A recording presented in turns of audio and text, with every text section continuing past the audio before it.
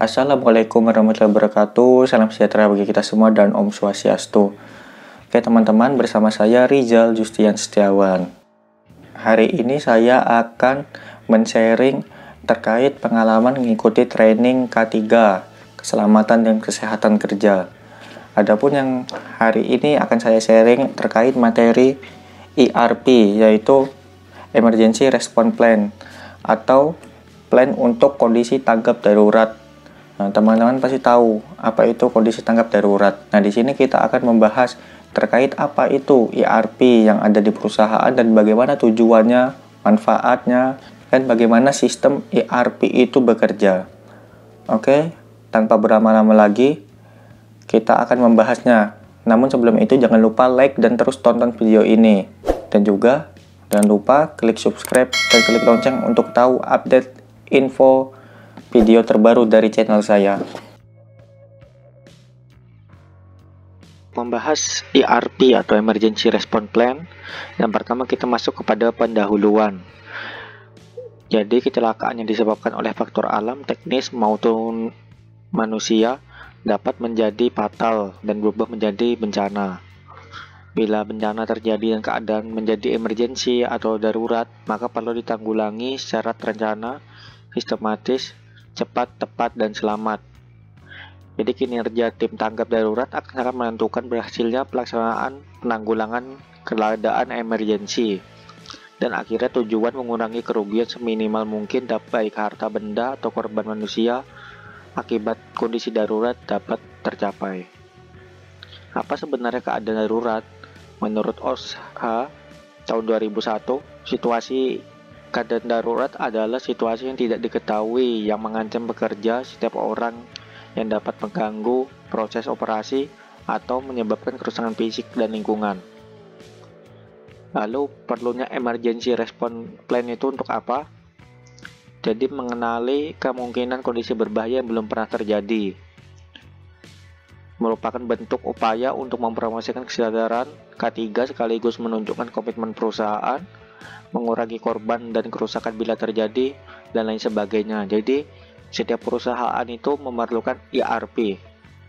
Tujuan utamanya antara lain menyelamatkan korban atau memberikan bantuan hidup, lalu ada mencegah luka atau sakit yang lebih parah, selanjutnya melindungi properti, peralatan, sarana dan fasilitas perusahaan, dan yang terakhir adalah melindungi lingkungan. Elemen penting dalam ERP yang pertama adalah kesiapan tanggap darurat, harus berdasarkan analisa risiko yang berdampak pada kelangsungan bisnis atau kegiatan perusahaan. Yang kedua, peralatan, fasilitas, tenaga terampil harus teridentitas, teruji, dan tersedia secara memadai. Jadi untuk ERP itu fasilitas dan tenaga terampilnya juga harus memadai. Yang ketiga, semua orang harus mengerti tentang kesiapan tanggap darurat perusahaan. Jenis keadaan darurat, kalau yang dari alam itu ada banjir, badai besar, angin puting beliung, kebakaran yang disebabkan oleh alam, tsunami, gempa bumi, sambaran petir, penyakit pandemi seperti flu yang berbahaya, contohnya COVID-19. Lalu yang buatan manusia itu adalah kebakaran yang disebabkan oleh ulah manusia, ledakan, runtuhnya bangunan, kegagalan struktur, ancaman teroris, paparan radiasi, dan lain sebagainya. Untuk langkah penyusunan ERP itu ada 4. Yang pertama itu adalah mitigation atau mitigasi. Dari kajian awal yang dilakukan untuk meminimalisir. Jadi mitigasi ini adalah kajian awal yang dilakukan untuk mengeliminasi atau menurunkan derajat risiko jangka panjang terhadap manusia atau harta benda yang diakibatkan oleh bencana. Lalu selanjutnya ada preparedness, yaitu kesiapsiagaan. Nah, ini berdasarkan hasil mitigasi tadi. Lalu selanjutnya ada respon atau kesigapan. Jadi kemampuan penanggulangannya. Yang terakhir adalah recovery, yaitu pemulihan, kegiatan jangka pendek untuk memulihkan kebutuhan pokok minimum kehidupan masyarakat yang terkena bencana. Jadi untuk ERP itu kita harus mempunyai fasilitas-fasilitas. Yang harus dipastikan yang pertama adalah jalur evakuasi. Lalu yang kedua adalah penentuan lokasi aman atau titik kumpul atau assembling point. Lalu yang ketiga ada menetapkan individu untuk membantu karyawan cacat dalam keadaan darurat. Jadi harus disiapkan person in charge atau PIC. Yang keempat, fasilitas pelaksanaan pengobatan yang terluka dan mencari yang hilang bersamaan dengan upaya untuk menggantung darurat dari kecelakaan yang telah terjadi. Yang kelima, menyediakan sumber alternatif bantuan medis ketika fasilitas normal mungkin dalam kondisi bahaya atau area bahaya sehingga tidak bisa digunakan. Lalu yang keenam adalah penetapan tingkat kerugian properti harus dimulai hanya ketika keamanan semua staf dan tetangga pada risiko telah ditetapkan secara jelas. Ini adalah fasilitas exit road. Jadi harus ada fasilitas exit road ya. Contohnya seperti ini. Jadi harus ada jalur evakuasi untuk keluar jika di dalam ruangan.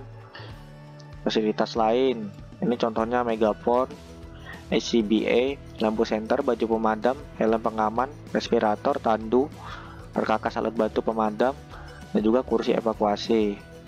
Ini contohnya checklistnya. Nah seperti ini kalau mau membuat checklistnya, jadi biar terdata. Untuk ERP team, jadi emergency response plan ini harus mempunyai tim di sini. Nah, tim di sini tuh untuk mensukseskan kegiatan emergency. Jadi ketika kita dalam kondisi emergency itu diperlukan PIC yang ahli agar kegiatan penanggulangan maupun kegiatan ketika saat kondisi darurat bisa berjalan dengan lancar. Nah, ini adalah uraian tugasnya, ada banyak.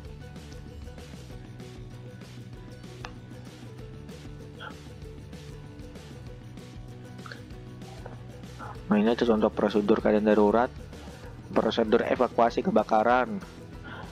Yang pertama, timbulnya keadaan darurat, lalu bunyi alarm. Seluruh manusia dalam lokasi diinstruksikan untuk evakuasi. Selanjutnya menghubungi pemadam kebakaran. Sambil menunggu pemadam kebakaran datang, tutuplah atau halangi sebaran api untuk melindungi escape routes. Lalu selanjutnya proses dan mesin harus dimatikan bila memungkinkan. Namun yang terpenting adalah tindakan penyelamatan diri sendiri. Lalu petugas pemandu yang tadi masuk ERP tim itu mengevakuasi manusia maupun pekerja dan membimbing ke assembling point. Kalau ini adalah prosedur evakuasi gempa. Prosedur evakuasi banjir, hingga prosedur evakuasi gempa tsunami, ancaman bom. Nah, kita akan membahas yang terakhir ini, hambatan ERP. Yang pertama itu kurangnya dukungan dari top manajemen. Biasanya ERP ini kan hanya untuk kondisi darurat, jadi tidak terlalu menjadi prioritas. Namun di sisi lain, jika terjadi kondisi darurat, jika tidak adanya ERP maka akan sulit sekali bagi perusahaan untuk bisa menanggulangi atau bisa menghandle keadaan darurat tersebut. Yang kedua, kurangnya keterlibatan dan dukungan dari pekerja dan masyarakat. Nah, mereka itu kurang aware karena merasa kondisi darurat itu jarang terjadi. Yang ketiga adalah tidak adanya atau kurangnya perencanaan. Nah, perencanaan di sini bisa seperti penunjukan ERP tim, lalu budget, penyediaan budget untuk kondisi darurat. Nah, ini kurang perencanaan berarti. Yang keempat adalah kurangnya pelatihan. Jadi orang-orang yang masih di ERP tim itu seharusnya diberikan pelatihan. Misalnya dia masuk ke tim P3K, namun dia tidak memiliki keahlian untuk P3K.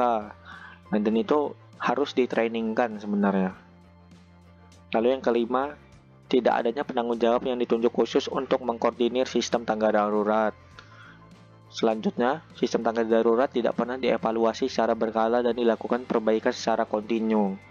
Jadi sistem tanggap darurat ini sepertinya memang kurang urgent bagi beberapa perusahaan. Yang terakhir, sistem komunikasi dan peringatan dini tidak atau kurang memadai. Nah, di sini peringatan dini itu seperti sirene, alarm, paging system, maupun alat komunikasi seperti handy talkie. Nah, di sini sistem komunikasinya kurang. Jadi untuk ERP-nya itu kurang bisa terlaksana dengan baik.